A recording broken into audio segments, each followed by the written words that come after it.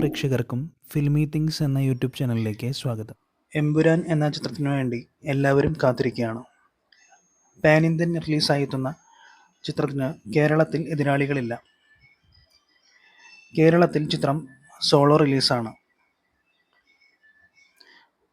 കേരളത്തിലെ 90% തിയേറ്ററുകളിലും ചിത്രം എത്തുമെന്നാണ് റിപ്പോർട്ടുകൾ.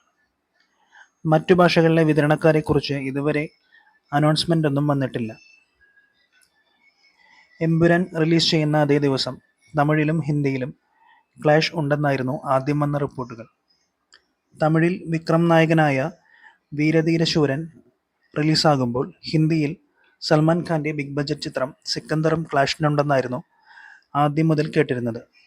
കേരളത്തിന് പുറത്ത് ചിത്രത്തിൻ്റെ കളക്ഷനെ ഇത് വലിയ രീതിയിൽ ബാധിക്കുമെന്ന് പലരും അനുമാനിച്ചു. എന്നാൽ ഇപ്പോൾ സിക്കന്ദറിൻ്റെ റിലീസ് മാറ്റിവെച്ചെന്നാണ് അറിയാൻ കഴിയുന്നത്.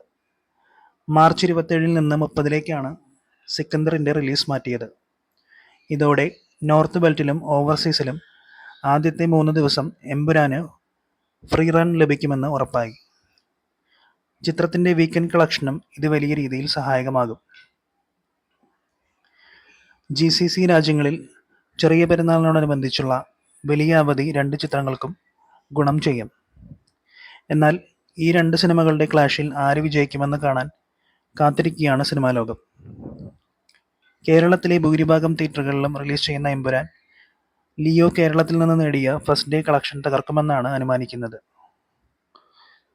അതേസമയം നഷ്ടപ്പെട്ട ബോക്സ് ഓഫീസ് പവർ തിരികെ പിടിക്കാനാണ് സൽമാൻ ഖാൻ ലക്ഷ്യമിടുന്നത്. അടുത്ത കാലത്തായി താരത്തിൻ്റെ പല ചിത്രങ്ങളും ബോക്സ് ഓഫീസിൽ വലിയ ഇമ്പാക്റ്റ് ഉണ്ടാക്കാറില്ല. ഇത് മറികടക്കാനാണ് സിക്കന്ദറിലൂടെ സൽമാൻ ഖാൻ ശ്രമിക്കുന്നത്. AR മുരുകദോസാണ് സിക്കന്ദറിൻ്റെ സംവിധായകൻ. രശ്മിക മന്ദാന നായികയായി എത്തുന്ന ചിത്രത്തിൽ സത്യരാജും പ്രധാന കഥാപാത്രത്തെ അവതരിപ്പിക്കുന്നുണ്ട്. സന്തോഷ് നാരായണനാണ് ചിത്രത്തിൻ്റെ സംഗീതം.